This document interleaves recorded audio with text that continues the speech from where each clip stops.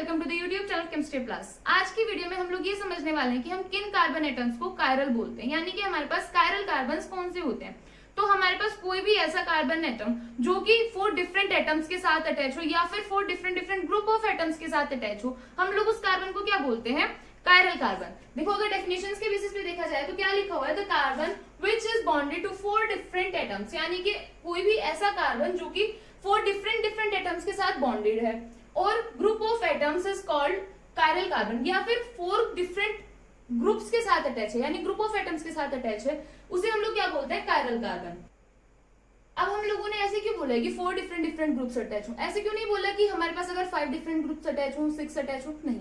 क्यों? क्योंकि हमें पता है कि कार्बन मैक्सिमम 4 बॉन्ड से बनाता है। कार्बन हमारे पास sp3 हाइब्रिडाइजेशन शो करता है, टेट्राहेड्रल शेप होती है, टेट्राहेड्रल शेप होती है, टेट्राहेड्रल ही ज्योमेट्री होती है क्योंकि कार्बन के पास कोई भी लोन पेयर प्रेजेंट नहीं होता है। तो इसलिए कार्बन कितने बॉन्ड्स बनाता है, 4, 1 2 3 4। अब ये 4 बॉन्ड्स किस तरीके से अरेंज होते हैं, कार्बन में 1 और 1 2, यानी 2 बॉन्ड्स तो हमारे पास प्लेन में होते हैं, एक बॉन्ड हमारे पास अबव द प्लेन होता है और एक बिलो द प्लेन हो सकता है। यानी कि आप ऐसे भी बोल सकते हो कि एक हमारी तरफ होता है और एक बॉन्ड हमसे दूर होता है और 2 बॉन्ड्स हमारे पास प्लेन में होते हैं। तो इसलिए हमने क्या बोला, क्योंकि कार्बन 4 ही बॉन्ड्स बना सकता है मैक्सिमम, इसलिए हमारे पास जो कार्बन है उसके पास कितने बॉन्ड्स बताए हमने कि 4 डिफरेंट एटम्स अटैच हो। अब देखो अगर हम एग्जांपल लें तो हमारे पास किस तरीके से हम किसी भी कार्बन को कायरल कार्बन बोल सकते हैं। देखो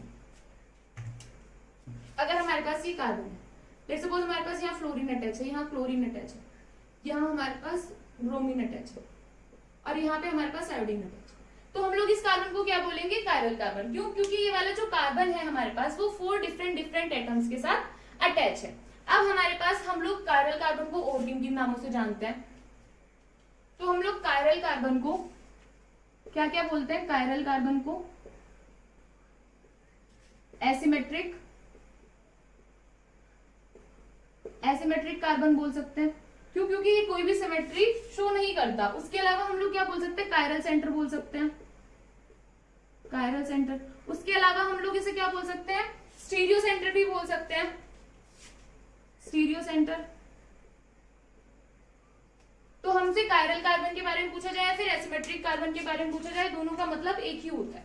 ठीक है, अब हम लोग क्या बोल सकते हैं कि हमारे पास कोई भी ऐसा कार्बन एटम जो 4 डिफरेंट एटम्स के साथ अटैच हो, हम लोग उसे क्या बोलेंगे, कायरल कार्बन। अब हमारे पास अगर कोई भी कायरल कार्बन प्रेजेंट है, लेट्स सपोज यहाँ पे A B, यहाँ पे C है और ये हमारे पास D, तो इसकी क्या खास बात होती है कि ये भी कोई भी सिमेट्री नहीं रख रहा होता है। यानी कि अगर हमारे पास कोई भी कार्बन कायरल कार्बन प्रेजेंट है तो उसमें ना तो POS होगी ना COS होगी, यानी कि कोई भी सिमेट्री एलिमेंट शो नहीं कर रहा होगा। यानी अगर आपसे पूछा जाए कि कायरल कार्बन कोई भी सिमेट्री एलिमेंट रखता है क्या, नहीं, कोई भी कायरल कार्बन हमारे पास कोई भी सिमेट्री एलिमेंट शो नहीं कर रहा होता। ओके, इसके बाद कायरल कार्बन की एक बहुत अच्छी बात होती है, हमारे पास जो कायरल कार्बन है वो non super impossible mirror images बनाता है। मिरर इमेजेस का मतलब आप समझते हैं, जैसे हमने यहाँ पे बीच में मिरर लगा दिया, अब अगर हमने यहाँ पे कार्बन बनाया तो ये B हमें इधर दिखाई देगा, A ऊपर दिखाई देगा, ये हमारे पास यहाँ C है और नीचे D है।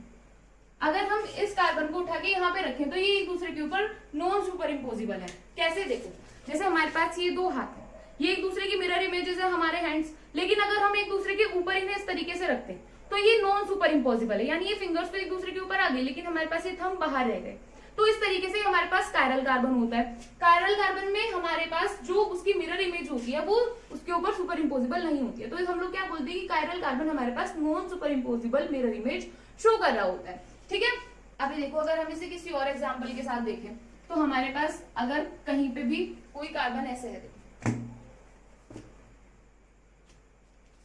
ये कार्बन है, हमारे पास यहाँ C2H5 है, यहाँ हमारे पास क्लोरीन है, यहाँ हमने CH3 लगाया और इधर हमारे पास लेट्स सपोज ब्रोमीन। तो हमारे पास ये वाला कार्बन कैसा है, कायरल कार्बन। क्यों? क्योंकि इसके पास जो 4 ग्रुप ऑफ एटम्स अटैच है या फिर जो 4 एटम्स प्रेजेंट हैं अटैच है इस कार्बन के साथ, वो क्या है, डिफरेंट। तो हमारे पास ये वाला जो कार्बन है वो क्या है, कायरल कार्बन। इसके अलावा अगर देखो हमारे पास कहीं पे कार्बन है, हमें 4 ग्रुप्स अटैच करने हैं। हमारे पास यहाँ आयोडीन है, यहाँ क्लोरीन है, उसके बाद हमारे पास यहाँ पे लेट्स सपोज OH है, यहाँ हमारे पास CH3 है, तो हम इसे भी कायरल कार्बन कहेंगे। क्यों? क्योंकि हमारे पास सारे जो एटम्स है वो क्या है, डिफरेंट डिफरेंट एटम्स अटैच है। ऐसे ही अगर हमसे किसी भी स्ट्रक्चर में पूछा जाए कि हमारे पास कौन सा कार्बन कायरल कार्बन है, तो देखो अगर हमारे पास ये स्ट्रक्चर गिवन है, यहाँ हमारे पास ब्रोमीन और यहाँ OH है, तो हमें ये बोला जाए कि हमें यहाँ पे कायरल कार्बन बता दो। तो अगर हम इसकी सबसे पहले स्ट्रक्चर बनाएंगे, वो कौन स्ट्रक्चर, तो हमारे पास 1 2 3 4 5 1 2 3 4 5 कार्बन है, लास्ट वाले के साथ OH अटैच है, इधर 1 2 पे हमारे पास ब्रोमीन अटैच है।